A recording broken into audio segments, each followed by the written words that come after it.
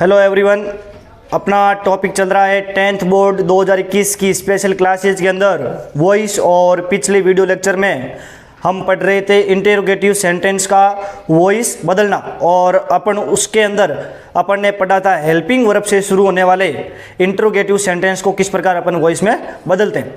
अब हम उसी के आगे बढ़ रहे हैं। प्रकार WH वर्ड से शुरू होने वाले इंटेरोगेटिव सेंटेंस। तो अब मैं इस वीडियो लेक्चर में आपको बताने वाला हूं कि अपन WH वर्ड से शुरू होने वाले इंटेरोगेटिव सेंटेंस को किस प्रकार वॉइस में बदलते हैं। देखिए, WH वर्ड्स आप लोग जानते हैं, why, when, where, how, which, what and etcetera. जितने भी सारे WH वर्ड होते हैं उनसे शुरू होने वाले इंटेरोगेटिव सेंटेंस को अपन किस प्रकार वॉइस में बदलेंगे। लेकिन मैं आपको बता दूं, ये जो चीज अपन सीख रहे हैं उसमें हु यानी कौन और हुम यानी किसको, ये यहाँ पर सम्मिलित नहीं है। ये WH वर्ड यहाँ पर सम्मिलित नहीं है क्योंकि इन दोनों WH वर्ड के वॉइस जो है थोड़ा सा अलग प्रकार से बनाते हैं, जिनको मैं आपको अलग से बताऊंगा। इन दोनों के अलावा अगर कोई WH वर्ड से शुरू होने वाला वाक्य है तो उसको अपन किस प्रकार से वॉइस में बदलते हैं वो मैं आपको यहाँ पर बता रहा हूँ। देखिए, पिछले वीडियो लेक्चर में अपने सीखा था कि हेल्पिंग वर्ब से शुरू होने वाले वाक्यों को वॉइस में कैसे बदलते हैं, वो आपको याद होंगे।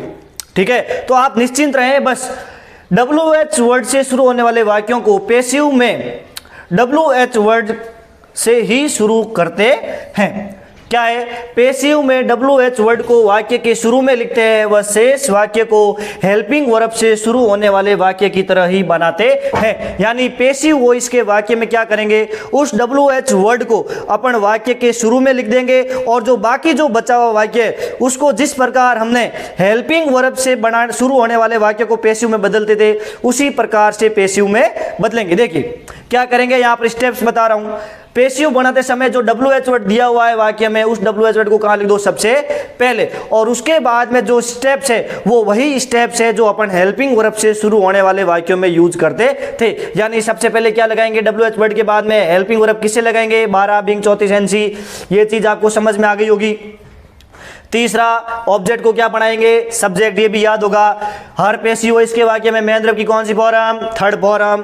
फिर क्या लगाएंगे, बाई, और उसके बाद में सब्जेक्ट का ऑब्जेक्टिव केस। यानी आप लोग देखेंगे कि WH वर्ड से शुरू होने वाले वाक्य और हेल्पिंग वर्ब से शुरू होने वाले वाक्यों के वॉइस बनाने में केवल जो डिफरेंस वो यह है कि WH वर्ड वाले वाक्यों के वॉइस को शुरू किससे करते हैं, WH वर्ड से करते हैं, बाकी सारा वैसा का वैसा ही। तो क्या ये चीज आपको समझ में आई? अगर आई है तो आप लोग जरूर बताएं, मुझे कमेंट करें, लाइक करें, है ना। अगर कोई डाउट है, कोई समझ में है तो कमेंट जरूर करें। और अब नेक्स्ट स्लाइड में अपन क्या कर रहे हैं, इसके एग्जाम्पल देख लेते हैं। देखिए यहाँ पर मैं वापस बता रहा हूं, हु और whom को छोड़ रहे हैं अपन, इनके लिए अलग से मैं वीडियो बनाऊंगा। बाकी जो शेष WH वर्ड है वो कैसे बनेंगे यहाँ पर बता रहे हैं। सबसे पहले WH वर्ड लिखेंगे, उसके बाद में हेल्पिंग वर्ब लिखेंगे, उसके बाद में ऑब्जेक्ट का सब्जेक्टिव केस, मेन वर्ब की थर्ड फॉर्म, बाई, और सब्जेक्ट को क्या बना देंगे, ऑब्जेक्ट। इतना करते ही आपका ये वाक्य बिल्कुल बन जाएगा। देखिए examples. When will you publish a new book? अगर आपने 3 एग्जाम्पल समझ लिए तो आपका WH वर्ड का कोई भी वाक्य परीक्षा के अंदर गलत नहीं होगा, ये गारंटी है मेरी। When will you publish a new book? Voice बनाना है तो पहला बिंदु WH वर्ड, क्या करो, उस WH वर्ड को लिख दो, तो आ गया when। दूसरा, हेल्पिंग वर्ब लगाइए, क्या लगाइए, हेल्पिंग वर्ब, 12 बिंग 34 NC। तो कौन सा टेंस है, will plus first form, future indefinite tense. 1 number का टेंस है तो किस नंबर की हेल्पिंग वर्ब लगेगी, 2 नंबर की, यानी फ्यूचर कंटिन्यूअस की, यानी विल बी या सेल बी। देखिए इसमें ऑब्जेक्ट क्या है, और न्यू बुक। आपको मालूम है वॉइस के अंदर, पैसिव वॉइस के अंदर ऑब्जेक्ट प्रदान होता है, जो हेल्पिंग वर्ब भी क्या लगती है, ऑब्जेक्ट के अनुसार लगती है। तो बताइए, और न्यू बुक के अंदर विल भी आएगा, सेल भी, विल भी आएगा, तो व्हेन, विल, और ऑब्जेक्ट को सब्जेक्ट बना दीजिए, और न्यू बुक और बी। मेरे हिसाब से आपको विल बी का प्रयोग करना आता है, कैसे किया जाता है। और अगला है मेन वर्ब की थर्ड फॉर्म लगाना, तो पब्लिश का क्या हो जाएगा, published.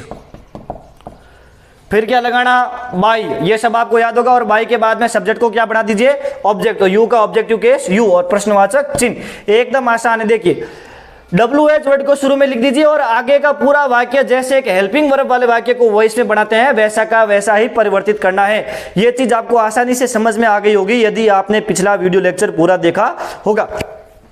What did you play in the evening? What did you play in the evening? अब देखिए, वैसे तो जिस वाक्य में कोई ऑब्जेक्ट नहीं होता उसका वॉइस नहीं बनता है, लेकिन यहां पर देखिए WH वर्ड से शुरू हो रहा है तो आ गया WH वर्ड वॉट, फिर क्या लगेगी हेल्पिंग वर्ब 12 बीइंग 34 NC।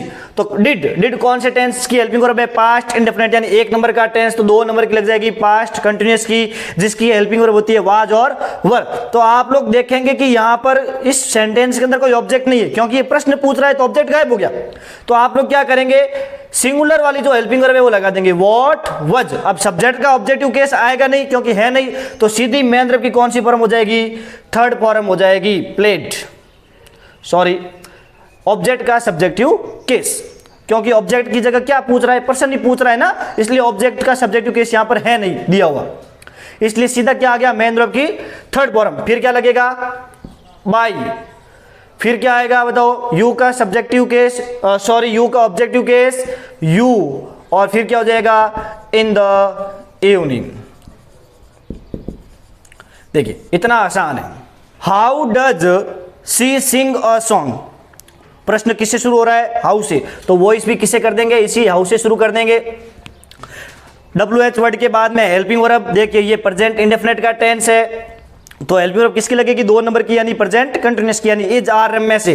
तो ऑब्जेक्ट क्या है? अ सॉन्ग, और अ सॉन्ग सिंगुलर होने के कारण हेल्पिंग वर्ब क्या आएगी? इज, और ऑब्जेक्ट को क्या बना देंगे? Subject. How is a song, और मेन वर्ब की कौन सी फॉर्म? हमेशा वो इसके अंदर थर्ड फॉर्म, सिंग सेंग संग। फिर क्या लग जाएगा? बाई, और सी का ऑब्जेक्टिव केस क्या हो जाएगा? हर, और प्रश्नवाचक चिन्ह। ये जो 5-6 स्टेप है, 6 स्टेप आप लोग इसको ध्यान में रखिए। आपके लिए ये टॉपिक एकदम बिल्कुल ही कठिन नहीं रहेगा, एकदम आसान रहेगा। अगर आपको ये चीज़ समझ में आई है तो वीडियो को लाइक करिए, कमेंट करिए, चैनल को सब्सक्राइब करिए, शेयर करिए, और हो सके जितना चैनल को सपोर्ट करिए। तब तक के लिए राम राम, धन्यवाद, जय जिनेंद्र। एक तो लाइक और शेयर ठोक दीजिए, महाकाल का लाइक और शेयर ठोक दीजिए। पूरा साल मेहनत करता हूं आपके लिए बेटा, ऐसा नहीं चलेगा, ऐसा नहीं चलेगा।